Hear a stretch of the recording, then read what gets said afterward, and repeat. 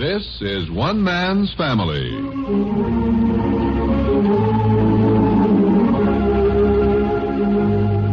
One Man's Family is dedicated to the mothers and fathers of the younger generation and to their bewildering offspring. Today transcribed, we present Chapter 3, Book 72, entitled Father Barbour Gets Left Behind.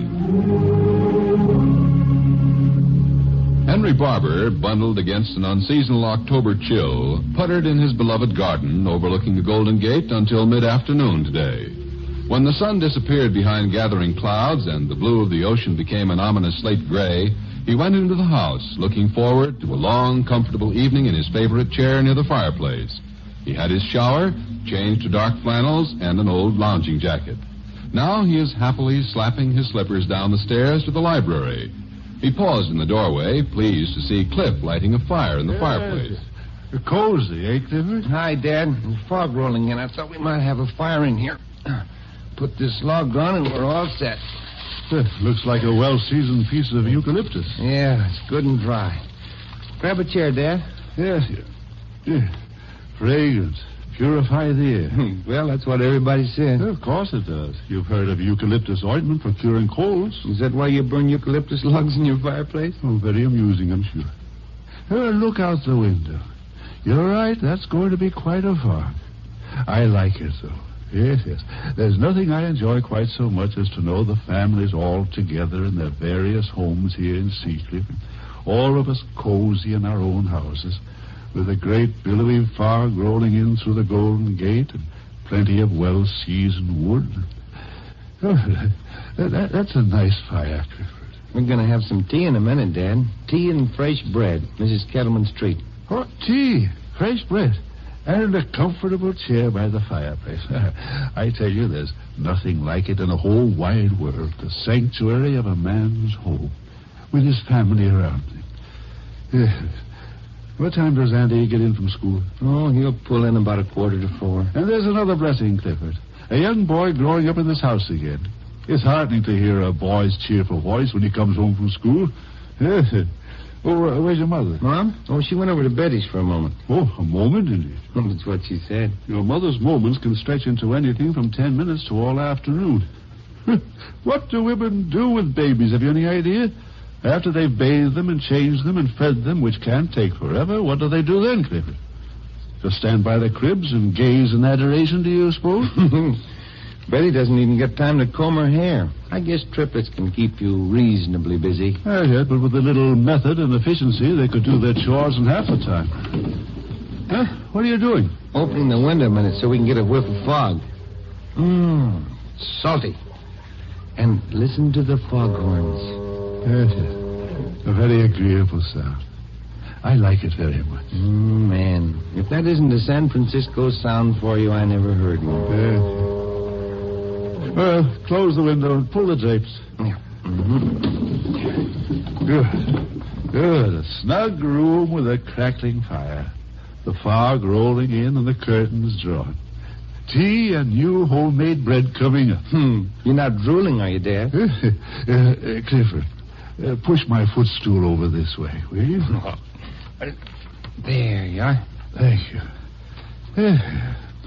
Well, I suppose you're going out tonight with Roberta?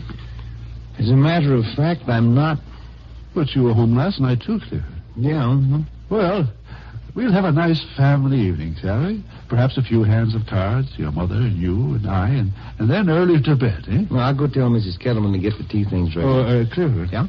I don't want to intrude, but is Roberta's job keeping her pretty busy? Well, there's an anthropologist at the university named Parker, Wilbur Parker.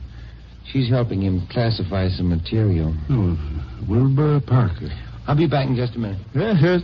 Snug by the fireside this evening. That's us. Oh. Anybody home? Hazel, my dear, come in. Well, Father, don't you look cozy? Don't I, though. Sit down, Hazel. Sit down. My goodness. Raindrops on your hair. Oh, there's really getting to be quite a mist, Father. You aren't driving a car. Oh, no, I walked over. Where's Mother? I'll give you one quick guess. Oh, I see. Betty's. Where else? Well, I came over to borrow that little canvas duffel bag, you know, with the zipper top. Any idea where it is? Not the slightest, but your mother will know. Sit down. We're going to have a cup of tea and a slice of fresh homemade bread. Oh? Mrs. Kettleman's contribution to a cozy afternoon. Well, how nice of Mrs. Kettleman. Foghorns are caterwauling on the bay like crazy. Yes. Tonight I'll have my window open and the feathery fog deep and still and motionless outside and the foghorn baying like the hounds of Baskerville. More like the hounds of hell. What? You don't like the foghorns? No, especially not that shrill one like the voice of a tortured catamount. Romance, Hazel, the body and soul and voices of San Francisco. Yes, the surf on the shore. Oh, Hazel, I tell you, it's all well and good to go away for a few summer months, but actually there's nothing like October, eh? With everybody back in town, so I know where they are. Shall I get it? Oh, the foolish thing's been ringing all afternoon. People know we're home again, and they won't let us alone. Here, Father. Thank you. Hello? Oh, is that you, Skippy? Andy? Oh, where are you, boy? You're supposed to be home by this time. Yeah. Oh, your father's out in the kitchen. You want to speak to him personally? I'll get him. Yes. You're where? Whose house? Duchess. Who's Duchess? Oh, Dutch Ritter. Oh, a boy. Where does he live? Oh, just a moment. He's your father. Oh, thanks, Dad. He's at somebody's house. Tell him it's foggy out. Hiya, Superman. What cooks? Huh? Oh, well, I guess so, Andy. What do you mean, all night? Well, hey, maybe I better speak to Dutch's mother. All night where? What is this, Clifford? What's going on? Just a second, Dad. Well, what is this desire in people, can you tell me, to stay away from their own fireside? I don't understand. Kid's idea of fun, Dad. Well, you're fixing up that room for that boy that'd be the envy of almost any lad in America. Just a second, Dad. Hello, Miss Ritter. Workbench, model airplanes, everything. And now he wants to stay away with strangers all night. Oh, pardon me, Mrs. Ritter. What did you say? But I just got Andy a workbench over here. Oh, they'd rather work there. I see. Don't let him do it. Well, he'll have to come home and get some pajamas because... Oh, same size, huh? Well, Mrs. Ritter, what about school tomorrow? Or his clothes... Oh, I see. Don't give in. He'll have peanut butter on the front of his shirt. All right, Mrs. Ritter. That's just fine. Yes, will you let me speak to him again, please? Oh, Andy, you remember your manners now. Slow down when you eat. All right, son. All right. Have a good time. Good night. Here I come with the goodies. Mrs. Kettleman would only butter one slice of bread apiece. She said any more would spoil our dinner. Hey, you gave in, Clifford? Well, young Dutch Ritter's a nice boy, Dad. Is he indeed? What's the matter? Oh, never mind. We won't discuss it. I'd looked forward to a contented sort of evening with everyone at home. Hello, everybody. Oh, hi, Paul. Hey, you're home early. Just in time to have tea with us. Do I smell some of Mrs. Kettleman's fresh bread? I'll get another slice. Help yourself. What's the weather getting like out? Oh, thick. It's a real pea souper. Oh, Hazel, don't bother. I got to dress in a hurry and get on my way. Paul, where are you going? Don't you remember, Dad? I told you this morning. Airport employees dinner tonight at St. Francis. I got to make a speech. Tonight, Paul? Oh, that's too bad. Well, here. Hold on. Sit down. It's early. Oh, I got 4 or 5 calls to make, Dad. I just ran into change. Now, don't rush, Paul. You have time for a quick cup of tea, certainly. Well, all right, Hazel. Thanks. Hey, this old room is always pleasant in the fall, isn't it? I was just saying, I like having us all here in our houses in Seacliff when the winter begins to come on. With you and Clifford both in the house now, I'd look forward to a little bridge if your mother ever gets back. She across the hedge again? Can't keep her home. Triplets. That's our mom. Dan get away all right? No, something came up this noon. He finally got tickets on the Lark. I'm glad he wasn't planning to fly. Is anybody flying in this weather? Fly? Tane? What in the name of goodness are you people talking about? Dan's trip, Father. What trip? I didn't know he was going to take any trip. Oh, it isn't anything. He's just running down to Los Angeles for a couple of days. Where is he? Why didn't he drop by with you? Oh, he had to go over to Nicky and Claudia's on an errand. He might drop by on his way back. I think he had to check with Nicky on something to do with the trip. Well, I guess that settles that, Dan, old boy. Now you leave for the South all in order. How about getting to the train? Well, Jack's going to drive me down to the station. Don't like Hazel to drive in the fog. Yes, and the way it looks now, it's going to be thicker by nighttime. Really rolling in? All right. I hope Joan took her warm coat to school. She'll be cold coming home. Hank and Pinky tell me that Joan's acting like a new person. They used to tease her a lot, I'm afraid, but they don't seem to get a rise out of her now. Oh, we're so pleased with her, Dan. Paul did a fine job with her this summer. No question about it. I think I'll turn Pinky over to him for a while. That job in the lumber camp really went to his head. Quite the big operator now, I heard. I'm afraid so. Hank's a stick in the mud. His schoolmates are those kids. Well, he's been out in the world. Yeah. Rough, tough lumberjack. Well, you can use his matched luggage he brought home with him, Dan. Yeah, I'm afraid not, Claudia. I hinted that I might like to use one of the smaller pieces, but I was informed that it was strictly airplane luggage, and since I'm being very plebeian and taking the train, I don't quite qualify. He'll get to use it himself, won't he? Didn't he say he was going to Fresno or someplace on a debating tour? By bus? Oh, no. He refuses to sully his luggage on such lowly transportation. But he's at least consistent. Yes, Hazel went over to Father Barbour's to get some kind of a duffel bag for him to use. He'll cut quite a figure in his new hand-tailored suit. Which he bought with money the family was chump enough to send him. Honestly, when I think of how he put it over on all of us... Well, more power to the lad. I think it was very clever of him. Oh, isn't that someone coming up our pathway? So foggy. Oh, it's Jack. Sure, it is. What's he doing out on a day like this? I'll go let him in. You don't suppose Betty could be sending him out on an errand in this fog? Oh, poor Jack. Come in. Hi, Nicky. Come and get warm by this fire. Oh, hi, Claude. Hi. Dan. Yeah, you look a little dampish. Oh, it's getting real cold out. Boy, does that fire feel good. Take your coat off, Jack. Oh, no, I can only stay a second. You know why I'm here, of course. Well, old boy, whatever the reason, we're delighted to see you. Honestly, I told Betty I'm getting a little embarrassed always running over here to borrow something. Feel like a poor relation. What am I saying? I am a poor relation. Well, just the same, you're a darn sweet relation. Well, what can we do for you, Jack, old son? Name it and it's yours, even to half my kingdom. Better not let Betty hear you say that. She might take you at your word.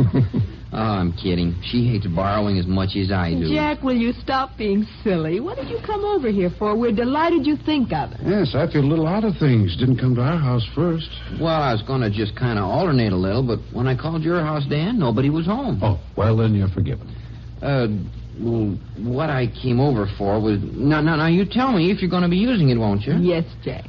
Betty wants to borrow your big roasting pan. Well, that's very simple, old boy. One of the fellows at the office won a 15-pound turkey on a raffle, and I bought it from him. I got it cheap because he lives in a hotel and didn't know what to do with it. That's quite a sizable bird. Yeah, but I get quite a sizable family. Nicky, go out and get it, will you? One roaster coming up. Say, Jack, how'd your daughters like the books you took home? You see, Claude, I do get things occasionally from some other place. Hazel and Dan gave me some children's books the other day. Papa Jack had read Peter Rabbit to the kiddies until Papa was gagging. To put it politely. Did you read them the new stories? Oh, don't ask.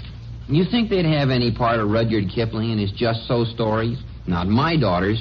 We want Peter Rabbit, Daddy. What did you do? I'm still reading Peter Rabbit, naturally. Here you are, Jack. This big enough for you? Oh, that's swell. Thanks a lot, Nicky. Not at all. Quite a load for you. You, Hi. Oh, that you, Joan, darling? Hello, John. John. Hello, everybody. Oh, brother, is it ever cold out? Oh, did Penny get home safe? Yes, she got out of school early. Here, get up close to the fire. You didn't have a very warm coat on. When I left this morning, I thought it was going to be a pretty nice day. And it turned and snapped at you. I'll say it did. Ooh, never trust San Francisco weather. Well, neither wind nor rain nor snow shall stay this errand boy from the performance of his duty. I got to get home with my loot. Let's say hello to Betty, Jack. Okay. I'll be over in plenty of time to take you down to the station tonight, Dan. Fine, thanks, Jack. Well, look here, I'll be glad to take Dan down if you'd like to stay home, Jack. Quiet, Nicky. I welcome these little excursions. I volunteered for this job. Gives me a chance to miss Peter Rabbit. Get it? Quite. Well, thanks a lot. I'll be seeing you. Bye. Bye, Jack. Jack. Well, I'll go along and open the door for you. You have your hands full. Joan, darling, as soon as you get warm, you'd better go up and change into some dry shoes. Oh, okay. Bye-bye, Jack. So long. Thanks. Bye-bye. Jack and all his troubles. I love to hear him gripe. There's never any malice in it. Nah, he's a sweet kid. John, dear, don't you think you should get on some dry shoes? Oh, we've already settled that, Nicky. Oh, sorry. Oh, it's okay, Nicky. I'm going right up. You getting warm? Oh, sure. See anything of my two huskies on the way home? Hank and Pinky? Mm-hmm. Oh, sure. I walked home with them a ways. Pinky's all excited about going on the debating trip. I know. Joan, I don't want to be fussy, but I don't want you to take cold. Go up and change your shoes, and then you can come right down again. Okay, Mother. I'll go right up. Tell Pinky I wish him a lot of luck, Dan. I will, Joan. Thank you. My dear, did you hear... Nicky, please. Well, I've got to get on my horse. Excuse me, Dan. I'm sorry, Nicky. I didn't mean to shush you, but I didn't want Joan to overhear you. Quite right. What I was going to say was, did you hear what I heard? How could I miss it? It was too wonderful. Dad probably doesn't know what we're talking about. Oh, you think not? I was practically stunned. I can't get over it. In all these years, that's the first time Joan ever called me Mother. I wonder if Dad's over home. This would please him more about Joan than anything I know. Well, call him if you like. Father Bob would be delighted to hear from one of his children. Yes. And all this about Daniel going away. I say it again. I don't know why it is, Hazel, that these things occur, and I know nothing whatever about them. Is this a secret? It just isn't very important, Father. So, he'll be riding a fast train all night, is that it? 90 or 100 miles an hour on one of those thin-skinned streamliners through a fog. Oh, no, that's not important. Keep it dark. It won't be foggy 10 miles inland, Dad. Well, it doesn't take 10 miles of railroad track to produce an accident, Paul. An accident can be produced anywhere in 20 feet. Have you tasted that bread, Father? Mrs. Kettleman's a marvel. Yeah, it stays in your mouth long enough to taste good, and then it just vanishes. Go ahead and change the subject, see if I can. Well, if you people excuse me, I'll run upstairs and change. Paul, do you know where Mother keeps that little canvas duffel bag, the one with the zipper? Well, it might be in the storage room. No, it's in the front hall closet, Hazel. Andy used it this summer. Oh, yeah. Here it is, Hazel. I'll get it. Just leave it there. Thank you, Paul. Father, are you opening a window? Listen to that. Beautiful. Hey, come here and look. My solemn word, look at that rolling whiteness. Man, oh, man. What in the world? That's the heaviest fog. Beautiful. The parade of a million ghosts, eh? Why, your mother won't be able to find a way home across the hedge without a guideline. Just nothing. Everything blotted out in all directions. Hazel, I wish Dan weren't traveling tonight. I'd like to feel that everybody's safe and sound and all together. Yet, where does this Ritter family live? Where Andy's staying? Miles away, I presume. No, Dad. Just 2 blocks over. Hey, it's getting chilly. Let's close that window. Yes. Hazel, is that the zipper bag you've been talking about? Yes, Father. Oh, that's a disgrace. Daniel shouldn't be seen with that on any first-class train to Los Angeles. Oh, this isn't for Dan. I wanted it for Pinky. For his school books? Oh, no, for his bus trip to Fresno. Well, I think I'd better run along Now, now. just hold on there. Hold on a moment. Did you say bus trip? Why, yes, Father. Pinky on a bus trip? The debating society. Oh, now. He made the team after all, Hazel. That's right. He got on what team? Why don't people tell me these things? Team, bus trip, where's he going? Didn't I tell you? I told Mother. You were probably out in the garden, Dad. That's why so much news gets by you. You're always out communing with the sow bugs and the gutworms. Oh, I'm sorry, Father. I just assumed Mother told you. Your mother, Hazel, isn't in the house anymore often enough to order the groceries. This morning at breakfast, there wasn't even enough cream. No, she'd been at Betty's yesterday when the milkman came. So busy counting triplets, she hasn't time to order coffee cream. All afternoon it's been that way. Always the phone, ring, interrupted. I guess. There's a bazaar. There's going to be a policeman's ball with 2 officers. Only $7 a couple. Hello? $3, Father. I bought a ticket myself. Oh, hold it, everybody. Hello? Yeah, whatever it is. There's going to be a rummage sale. Yes, Father.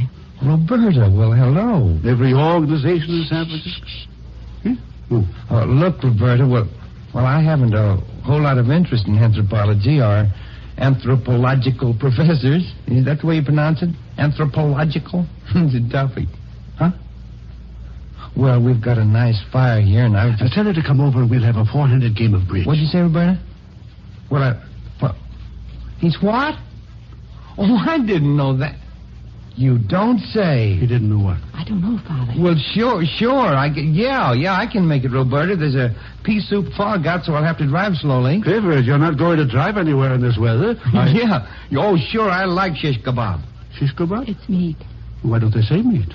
All right. Sure, I'll get dressed right now. Oh, yeah, sure, I'll be careful. Okay, Roberta. Yeah, I can be there in an hour anyhow. Bye, Roberta. What's that? No, Andy's out for the night. Yeah, with a friend. Okay, darling, bye. Hey, who was it in this family who used to quote a saying of Mark Twain's about trouble? Oh, I'm an old man and I've known much trouble, but most of it never happened. You mean that one? Ah, that's the one. Oh, what's so funny? Roberta neglected to tell me a little item that was pretty doggone important. Huh? Well, she's been busy a couple of times when I called.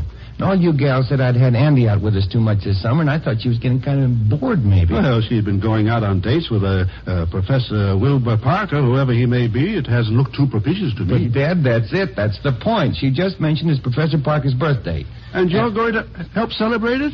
Oh, that's nice, Clifford. Is he going to have a cake? Yeah, with 82 candles on it. Oh, how many? Yeah, I've been worrying about him. You see what you can build up in your mind? I'll see you later. I got a dress. Bye. There now, Hazel. You see what happens? Now there's 3 of them out for the evening. Hazel, since you're alone tonight, you come over and you and your mother and I'll play 3-handed. But I've got to take Margaret to the Girl Scouts. On a night like this? Oh, Father, I've really got to run. I've got 1,000,001 things to do. I always stay too long over here. Now, you just hold on a moment. You haven't told me yet about Pinky and his ridiculous bus trip. Oh, well, he got on the debating team at school the very first time he tried. I guess he made a wonderful speech. Speech? Well, what about? The life and hardships of a second assistant cook in a lumber camp. You ought to know about that. It was good, was it? What I heard of it was just wonderful, Father.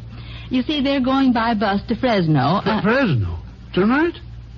Who do you mean? The high school debating team. Pinky's the youngest member on it. You ought to be very proud. And why to Fresno of all places? It's the state contest, Father. I've really got to run. Tell Mother I took the duffel bag. Yes. I will if I ever see her again. Oh, Paul, how nice you look. Thank you. No lawn, I'll go out with you. Isn't anybody going to bother even to say goodbye to me? Oh, so long, Dad. I'll see you later. Yes. Goodbye, Father. Midnight train. Bus to Fresno. Employees' dinner. Yeah. Scattered like birdshot. Well, by George, I'm not going to sit here alone. Yeah, terrible. Dad, so long. Now, just hold on, Clifford. I better get on my horse, Dad. It's a long way. I don't want to drive fast. If I get a call you've had another accident, which hospital do you prefer? I'll be okay. See you later. Yes. Fine thing to leave a man all alone with a nice, cozy fire like this and the fog outside. Yes. Oh, hello. Betty? Let me speak to Fanny, please. She's where? Well, when she comes downstairs. Huh? Who has a cold? Oh, Elizabeth Sheridan has a cold. Relating to her? I see. The temperature of what? Yes. Well, temperature in a child doesn't... Huh? All right. Tell her not to hurry, then. All right. Oh, Betty, when Jack gets home, if he hasn't anything to do, he could come over and we... Huh? Going to drive Dan to the train? Yes. Well, never mind. Goodbye. No, sir. Not all evening alone. I won't do it.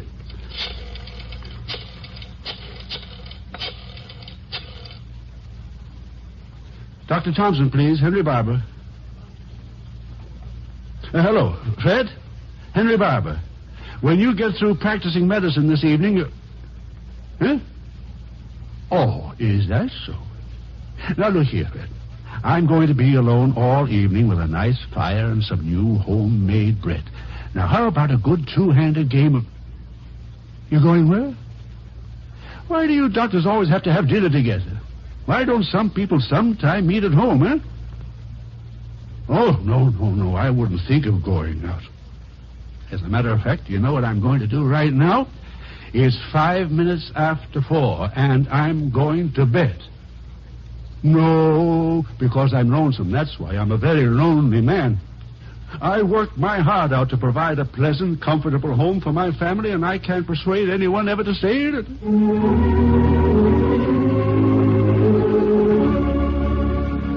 And that's exactly what Father Barbour did. Went to bed at 5 minutes after 4 in the afternoon. And now, after midnight, Paul and Clifford are home from their various evenings out. Cliff was in first, and Paul, seeing a light under his door, stops by. Hey, Cliff. Yeah, come in. Oh, hiya, fella.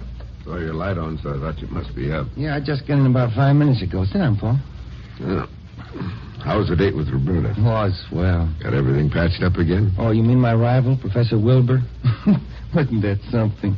Here I was being jealous of a man in his 80s. Just goes to show.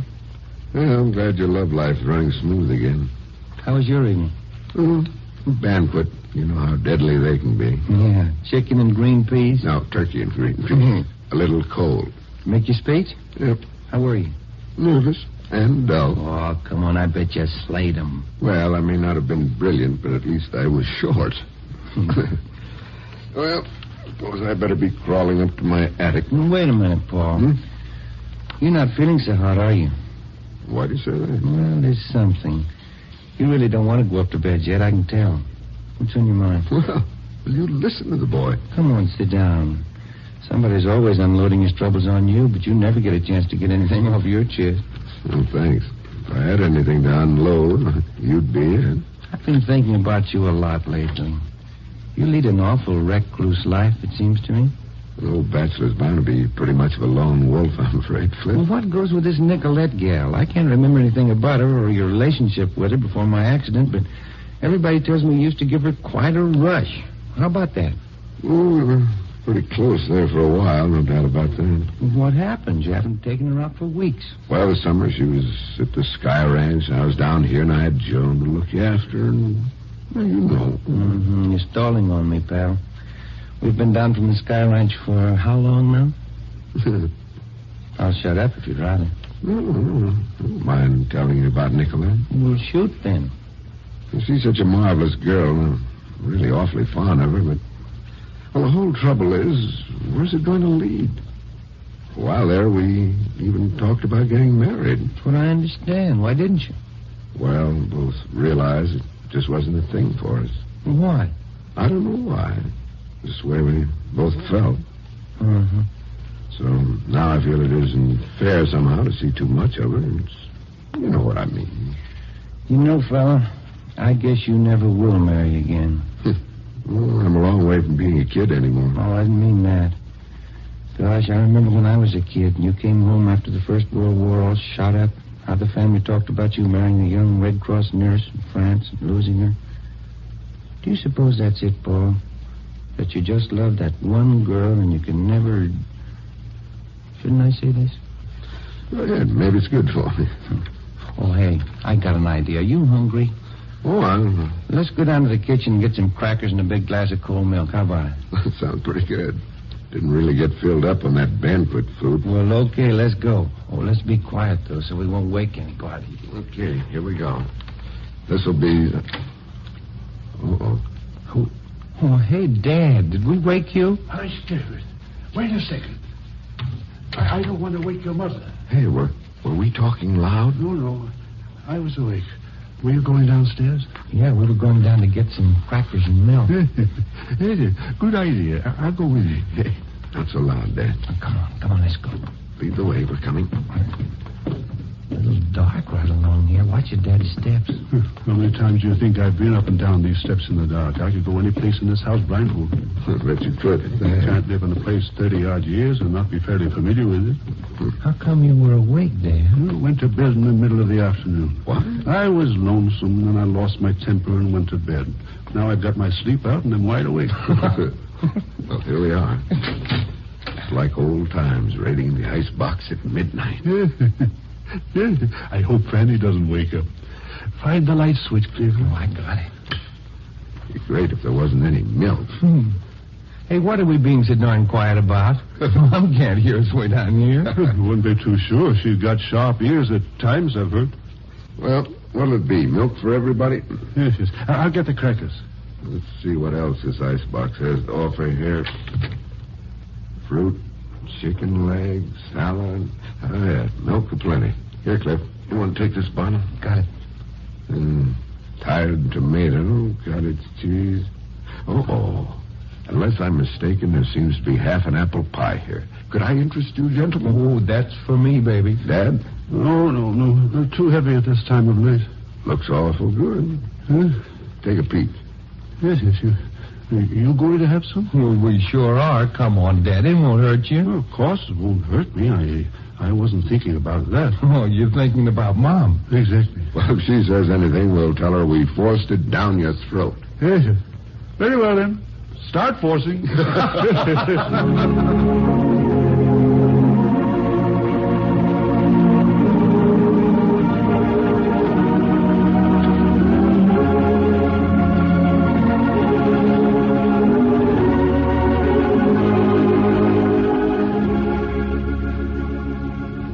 You have just heard Chapter 3, Book 72 of One Man's Family, written, produced, and transcribed under the direction of Carlton E. Morse. Chapter 4, entitled The New Twist to the Old Story, will come to you next week at this same hour.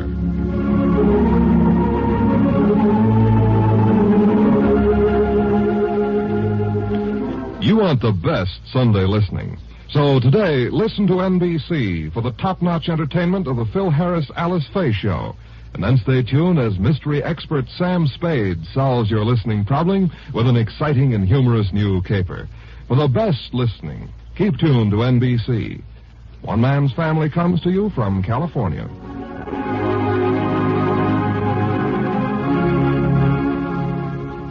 You're tuned for the stars on NBC.